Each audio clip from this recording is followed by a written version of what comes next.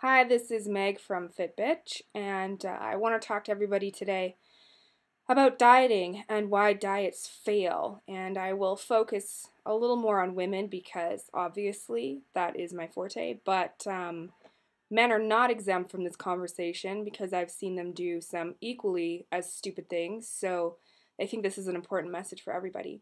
And it's why diets fail and why people tend to do the same thing over and over again and somehow expect that one time it's going to click. But they go about it the wrong way, and I'm going to tell you why they do that. So, your average person, let's say 2,000 calories a day, let's just use a nice round number, decides that they're going to go on a diet. So they've probably spent the last couple of months binging, drinking, eating pizza, whatever they want to do, and they feel guilty. So they feel guilty about the way they look, they feel guilty about the way they feel.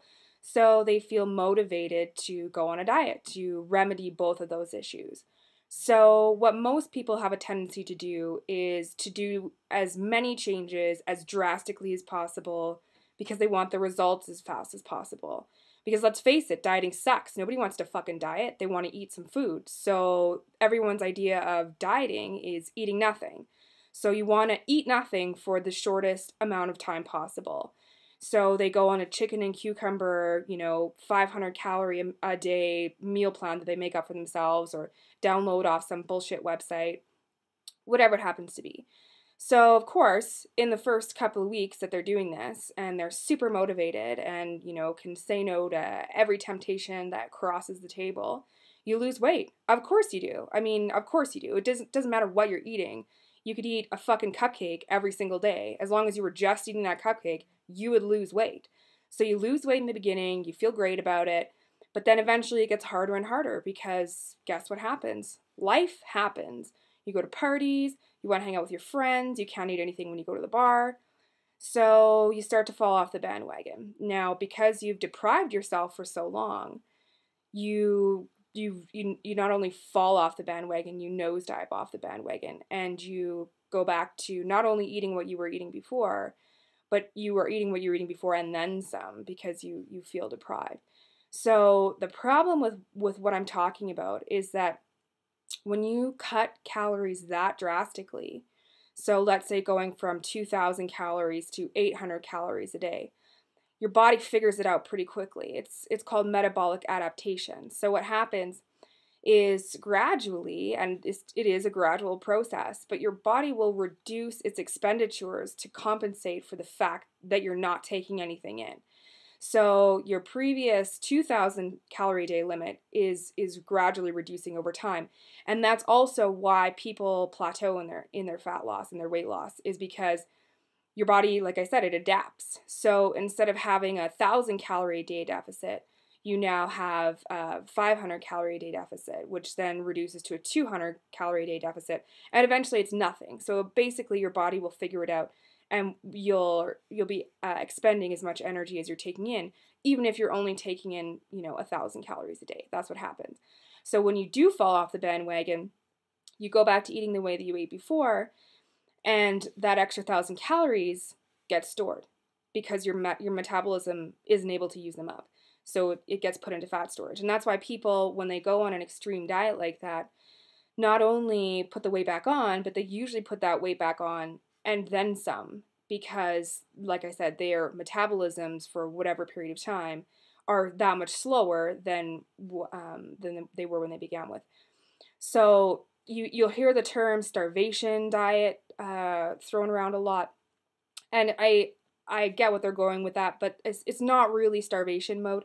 Starvation mode is something that doesn't happen until your body fat percentage is relatively low, and then your body is storing calories and burning muscle in order to fuel itself. It's not really starvation mode.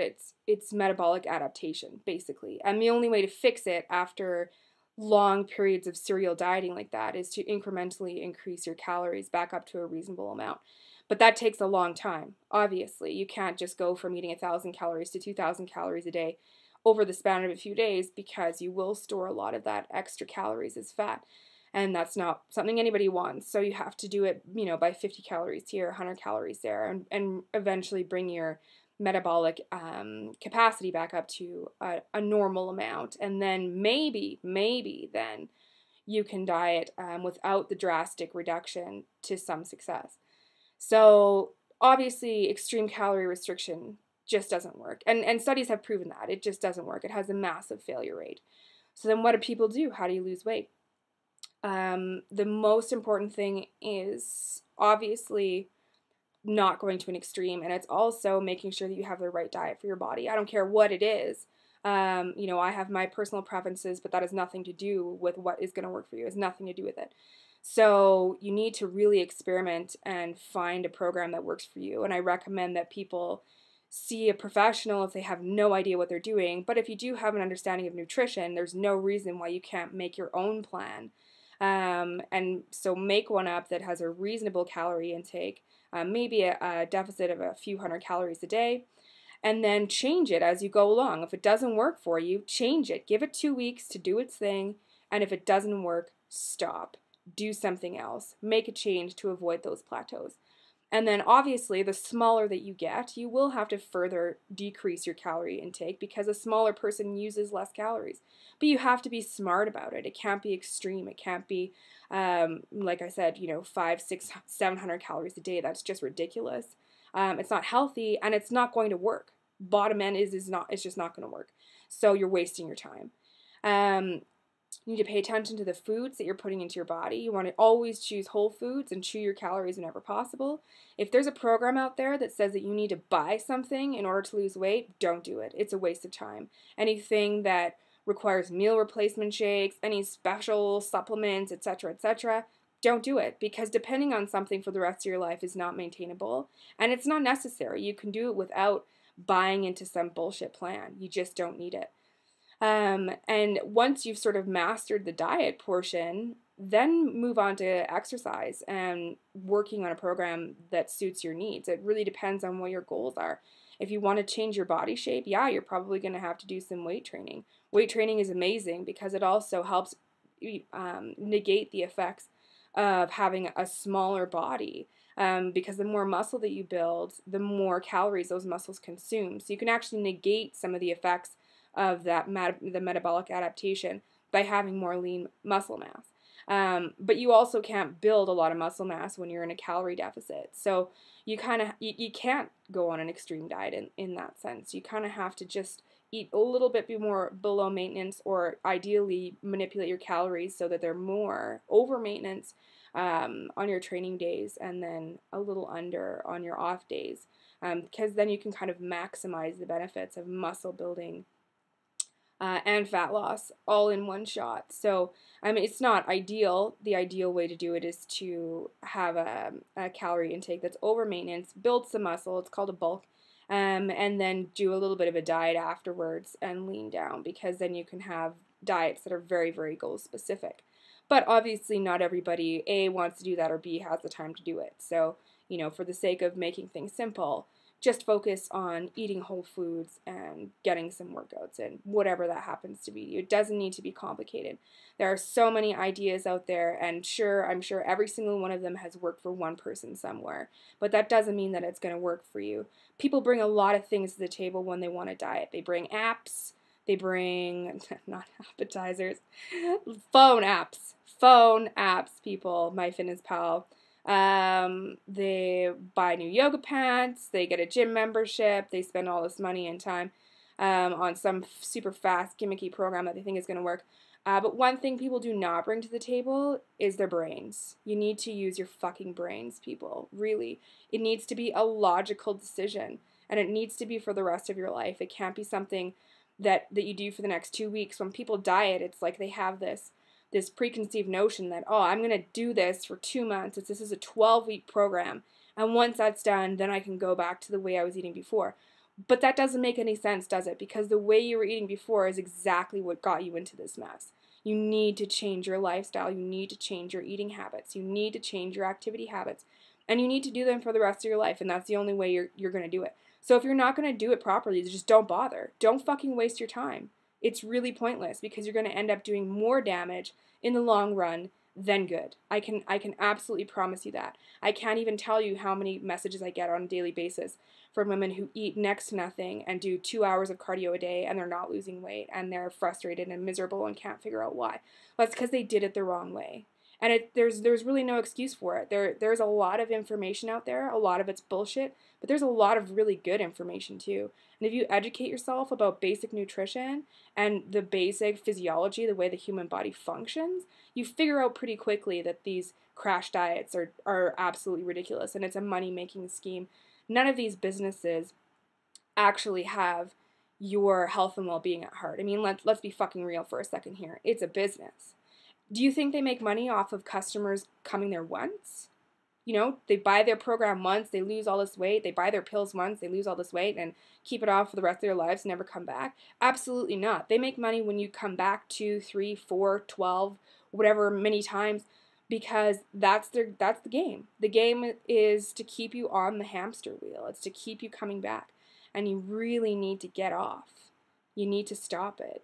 And you need to be real with yourself. And you need to realize that results are not going to come overnight.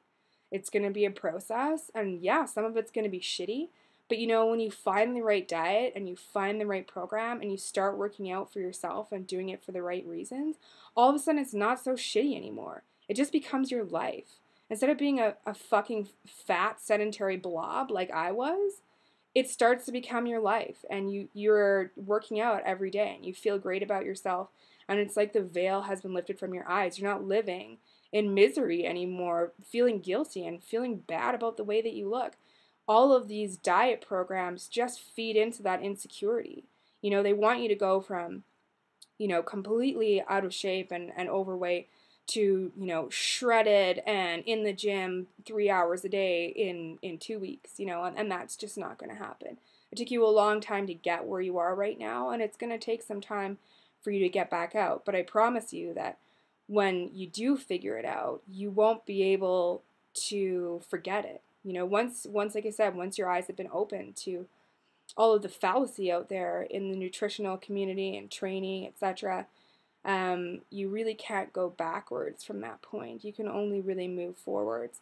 And you'll get a lot of different opinions throughout your journey from lots of different people saying that you need to try this diet or you need to do that, you need to work out a certain way, you need to do interval training, you need to do steady state cardio, or you need to do this kind of weight training, or you need to do CrossFit, or whatever. You're going to hear a lot of opinions. But the only rule that your program needs to have is that it works for you. That's it. If you start to adopt any rules other than that, you're starting to feed into your ego and to other people's egos because they believe that they're right about their programs. And then results don't become your motivator. Your ego becomes your motivator. And then you set yourself up for failure because new information could come along, or you'll need to change your program and your pride gets in the way. You can't do that because you've invested so much time and energy into believing a certain thing that you can't go back on your word. And that puts you in a really compromising position. There's been many times over the last year that I thought that I was doing the right thing or had a program that I thought was great, and it turned out to not be so great, and I made some major changes and had to swallow my pride a few times. But my body and my fitness is that much better for it. It's just the name of the game. You know, you got to keep changing. You got to keep adapting, and you can't get frustrated when things don't work because we all get there. We all go through plateaus in our progress, and that's when you need to make some changes, but make the right changes instead of drastic ones. You know, that's just like I said, that's the name of the game. That's the way it's got to be. So I hope that after listening to this, you realize that these crash diets just don't work, and I hope you understand now why they don't work and why you can really, you know, compromise yourself long term if you keep on doing them. My number one piece of advice is just to do your homework. If you are curious about something or you don't know something, find out. Read a book, read some articles, see some studies, whatever you need to do. Be your own advocate, because really what worked for the girl next to you isn't going to work for you. So you need to be your own best friend in that sense. And don't see your future plan, don't see your diet and your fitness program as a punishment for, you know, months of gluttony or eating and drinking ad libitum, because it's not about punishment. It's about love. It's about loving your body. It's about putting things in your body that feed it and that fuel it in the best way possible. And that's a body and mind connection that you need to develop, because they are one and the same. You can't have an unhealthy mind and a healthy body. So you need to work on all of those aspects and really see this as a turning point in your life. So anyways, I've ranted, I think, for long enough about this subject, but I wish everybody the best of luck with their programs, whatever that happens to be. And I'll always be here answering your questions. So take care.